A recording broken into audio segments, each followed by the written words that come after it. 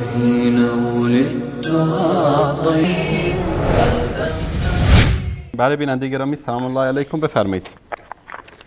با عرض سلام و خسته نباشی خدمت برادران گرامی هم که در شبکه جهانی زحمت می‌کشند، به خصوص برادر گرامی هم جناب آقای محمد انصاری. سلامت باشید خواهر گرامی، بفرمایید.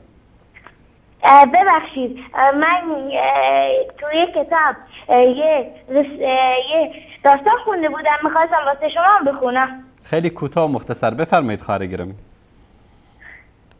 از حضرت ابو هریره رضی الله عنه روایت شده که رسول الله صلی الله علیه و سلم فرمودند یک دفعه بین حضرت آدم و حضرت موسی در پیش خداوند گفتگوی صورت گرفت. در این مباحثه حضرت آدم بر حضرت موسی غالب آمد. حضرت موسی به حضرت آدم گفت تو همان آدم هستی که خداوند تو را با دست مبارکشان پیدا فرمود و سپس روحش را در تو دمید و از فرشته ها خواست تا تو را سجده کنند و تو را در بهشت سکونت عنایت فرمود. آخر این چه کاری بود که با یک اشتباه که مرتکب شدی همه اهل و عیال و فرزندانت را به زمین انداختی؟ حضرت آدم فرمود بسیار خوب، شما هم همان موسی هستی که خداوند به تو شرف هم کلامی را عنایت فرمود. لوح‌های تورات را به تو بخشی و در تورات هرچی به طور مفصل بیان گردیده ضمناً برای همکلامی تو را به نزد خویش فراخواند. الان بفرما که خداوند چند سال جلوتر از خلقت من تورات را نوشت؟ حضرت موسی فرمود 40 سال جلوتر.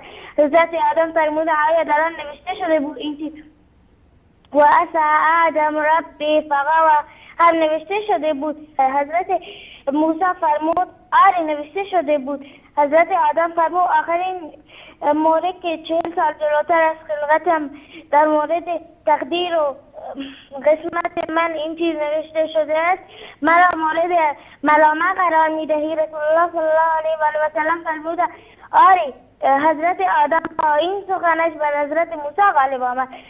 اون سوره که آیه که خوندم آیه 121 سوره طه بود. تشکر خواهر گرامی، الله متعال حفظتون کنه. تشکر از تماستون. تشکر میکنم از برادران پشت صحنه که به زیبایی فکر و اندیشه خودشون را به نمایش میگذارن. از هر دو برادرم احمد و از هر دو برادرم عبدالله، فرید، انس، رفیجان و سایر برادران تشکر میکنم. سلامت باشید. تشکر از شما. و سلام برادرانم را از دریچه علیک میگویم. استودعکم الله الذی لا تضیع وداع. جزاکم الله خیر. تشکر از شما خواهر گرامی، زنده باشید. تشکر از شما. حين ولدتها طيب.